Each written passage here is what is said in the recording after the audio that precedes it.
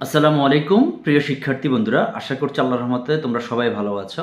তোমরা যারা এই বছর এসএসসি বা দাখিল কিংবা এসএসসি ভোকেশনাল পরীক্ষা দিচ্ছ, তোমাদের সবার জন্য দোয়া ও শুভকামনা রইল। আজকের ভিডিওর মধ্যে আমি চারটা কথা বলবো। এই চারটা টপিক্সের উপরে আমি কথা বলবো ইনশাল্লাহ। এই চারটি টপিক্স যদি তুমি পুরো কথাগুলো শুনো, তাহলে তোমার রেজাল্ট অনেক ভালো হবে।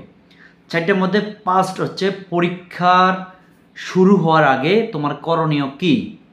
2, পরীক্ষার প্রশ্নপত্র হাতে পাওয়ার পর তোমার করণীয় কাজ কী। 3, তোমার লেখার মানটা কেমন হওয়া উচিত। নাম্বার 4, পরীক্ষার খাতা জমা দেওয়ার আগে তোমার করণীয় কী কী রয়েছে। তো ফার্স্ট অফ অল, প্রথমটা হচ্ছে পরীক্ষার শুরুর আগে তোমাকে কি করতে হবে। তুমি যখন পরীক্ষা হলে যাবে, পরীক্ষার প্রশ্নপত্র হাতে পাওয়ার আগে তোমাকে কয়েকটা কাজ করে নিতে হবে। তার মধ্যে একটি কাজ হচ্ছে তোমার সাথে যে কলমগুলো নিয়ে আসছো, সেই কলমগুলো ঠিকঠাক লেখা আসে কি না সেটা যাচাই করবে। লেখা শুরু করার আগে তোমাকে অবশ্যই একটা ওয়েমার শিট দেবে। তোমার অ্যাডমিট কার্ড এবং রেজিস্ট্রেশন কার্ড দেখে তোমার নাম, রোল নাম্বার, রেজিস্ট্রেশন নাম্বার সুন্দরভাবে পূরণ করবে। ঠিক আছে, প্রশ্নপত্র, প্রশ্নকোড, সাবজেক্ট ওয়াইজ কোড এগুলো পূরণ করবে, কোনোভাবে যেন ভুল না হয়। যখন প্রশ্নপত্র উত্তরপত্র তোমাকে দেবে, তখন তুমি উত্তরপত্রটা সুন্দরভাবে 1 ইঞ্চি পরিমাণ বাদ রেখে মার্জিন করবে, কারণ মার্জিন করলে তোমার লেখাটা অনেক সুন্দর হবে। এই কারণে পরীক্ষা শুরুর আগে তোমাকে এই কাজগুলো করতে হবে। এখন হচ্ছে দ্বিতীয়ত হচ্ছে প্রশ্নপত্র হাতে পাওয়ার পর তোমার কাজটা কী হবে। প্রশ্নপত্র হাতে পাওয়ার পর তোমার প্রথম কাজটা হবে পুরো প্রশ্নটা প্রথম থেকে শেষ পর্যন্ত 2বার পড়বে। পুরো প্রশ্নটা ভালোভাবে পড়বে, কারণ অনেক স্টুডেন্ট রয়েছে যারা প্রশ্নপত্র হাতে পাওয়ার পরে লিখতে শুরু করে। তারা কোত্থেকে শুরু করবে এটা অনেকে জানে না। অনেকে মনে করে কি আমাকে 1 নাম্বার আগে দিতে হবে, লিখতে হবে। এই কারণে 1 নাম্বার সে পারুক আর না পারুক, কোনোভাবে পারলে সেটা লেখা শুরু করে দেয়। এটা করা যাবে না। তোমাকে প্রশ্নপত্র হাতে পাওয়ার পর তোমার করণীয় হচ্ছে প্রশ্নটা ভালোভাবে কয়েকবার রিডিং পড়বে, বুঝবে। যেই প্রশ্নটা ভালো পারবে, ভুল হওয়ার সম্ভাবনা সবচেয়ে কম থাকবে, ওই প্রশ্নটা উত্তর দিয়ে তুমি লেখাটা শুরু করবে। এই কাজটা তোমাকে অবশ্যই করতে হবে। নাম্বার 3, হাতের লেখার ধরনটা তোমার কেমন হবে বা লেখার ধরনটা তোমার কেমন হবে। হাতের লেখা সুন্দর হলে পরীক্ষায় অধিক নাম্বার পাওয়া যায়, এটা আমরা সবাই জানি। হাতের লেখা যত সুন্দর হবে তুমি তত নাম্বার পাওয়ার সম্ভাবনা সবচেয়ে বেশি তোমার রইল।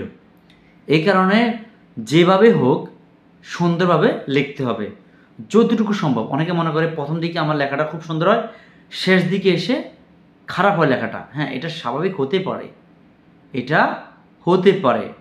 এই জন্য ধারাবাহিকতা বজায় রাখতে হবে। প্রতিটা প্রশ্নের উত্তর যেন একই কোয়ালিটিতে লেখা যায়, সুন্দরভাবে লেখা যায়, কাটা ছেঁড়া যেন কম যায়, এদিকে একটু খেয়াল রাখতে হবে। তবে নির্ভুল যেন হয়। তুমি যে লেখাটা লিখছো সেই লেখাটার বানানটা যেন সুন্দর হয়। এগুলো যদি তুমি মেনে পরীক্ষা হলে পরীক্ষা দিতে পারো, তাহলে খুব সুন্দরভাবে তুমি লিখতে পারবে এবং পরীক্ষা শেষে ভালো একটা নাম্বার পাবে। সর্বশেষ যে কথাটা সেটা হচ্ছে উত্তরপত্র জমা দেওয়ার আগে, অর্থাৎ তোমার খাতাটা জমা দেওয়ার আগে তোমার করণীয় কী। তোমার অবশ্যই করণীয় আছে।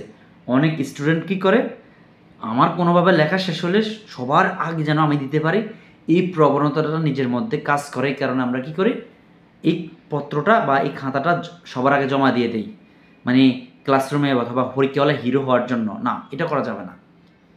তোমার লেখা শেষ, ওয়েল, বেশ। তার মানে এই নয় যে তোমার লেখা শেষ হলেই যে জমা দিতে হবে তা না, তোমার এখনও হাতে সময় আছে। যদি হাতে সময় থাকে তোমাকে অবশ্যই 2-3 বার এটা যা যা লিখেছো এটা রিভিশন দিবে। কোথায় তুমি ভুল লিখছো কি না, তোমার চোখে কোনো বানানটা ভুল পড়ছে কি না। অনেক সময় আমরা লেখার ক্ষেত্রে আমাদের ভুল চোখে পাওয়া যায় না, কিন্তু যখন খাতাটা জমা দিব তখনই আমাদের চোখে এই বানানটা ভুল দেখা যায়। এই কারণে আমাদেরকে অবশ্যই হাতের লেখা শেষ হলে বা খাতা জমা দেওয়ার আগে আমাদেরকে অবশ্যই এগুলো ভালোভাবে দেখে নিতে হবে। কোনো বানান, 1 নং প্রশ্ন উত্তর বা 2 নং প্রশ্ন উত্তর যেটা আমি লিখেছি সেটা লেখাটা ঠিক আছে কিনা, অথবা 3 নম্বর প্রশ্ন লেখার জায়গায় আমি 2 নম্বর প্রশ্ন লিখছি কিনা। উপরে লিখছি 2 নং প্রশ্ন উত্তর, কিন্তু উত্তর লিখছি আমি 3 নং প্রশ্ন উত্তর, অথবা উত্তর লিখছি আমি 3 নং প্রশ্ন উত্তর, পরীক্ষার খাতার উপর লিখছি 1 নং প্রশ্ন উত্তর। না, এটা এইভাবে করা যাবে না, এইভাবে করা যাবে না। এজন্য যতটুকু সম্ভব ভালোভাবে রিভিশন দিয়ে, যাতে কোনো ভুল না হয়, নির্ভুল সুন্দর গোছানো একটা খাতা জমা দিতে অবশ্যই তোমাকে হবে। এজন্য এই 4টিকে যদি পরীক্ষা হলের মধ্যে করতে পারো, তাহলে তোমার রেজাল্ট ইনশাল্লাহ অনেক ভালো হবে।